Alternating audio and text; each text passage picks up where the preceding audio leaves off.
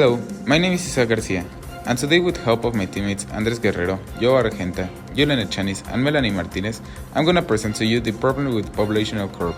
Population aging is an increase in median age in a population because of declining fertility rates and rising life expectancy. Most countries have a rising life expectancy and an aging population, trends that emerged first in developed countries, but are now seen in virtually all developing countries.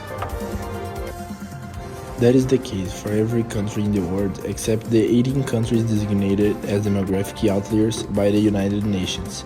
The aged population is currently at its highest level in human history. The UN predicts the rate of population again in the 21st century will exceed that of the previous century. Why is the population again? The gain of the world's populations is a result of the constant decline in the fertility rates and increased life expectancy. This demographic change has resulted in increasing numbers and proportions of people who are over 60. As a result, the first time in history when there will be more older than younger people is rapidly approaching. What issues related to aging are World Health Organization working on? World Health Organization is working on 3 areas with a direct impact on aging. Prevention of chronic disease, access to age-friendly primary healthcare, creation of age-friendly environments. World Health Organization has developed guidelines that help countries to understand the types of programs they can put in place to improve healthcare settings and cities so they are better suited to the needs of older people. World Health Organization supports networks where countries can share technical information, discuss strategies and policies that have worked in their country to improve the lives of older people. What roles do older people take on in society?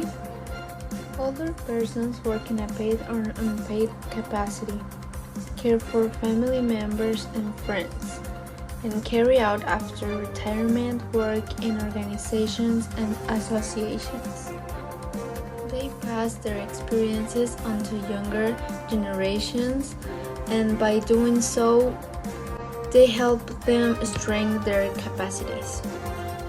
A high percentage of older people take care of their grandchildren or other relatives and friends regularly, and thus, in case of grandchildren, are supporting their children.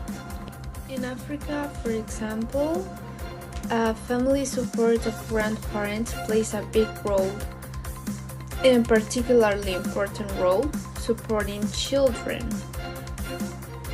As the parents' generations has been strongly impacted by the effects of people aged 60 years and over has tripled since 1950 and reached 600 million in 2000 and surpassed 700 million in 2006. It's projected that the combined senior and geriatric population will reach 2.1 billion by 2050. Countries vary significantly in terms of the degree and pace of aging, and the UN expects that population that begin aging later will have less time to adapt to the implications. The problem is becoming worse by the time it passes. Countries like Spain expect to have more retired people than people working by 2050. This is completely unsustainable, and doesn't seem like any clear solution for it. So what do you think? Why we can solve this huge problem?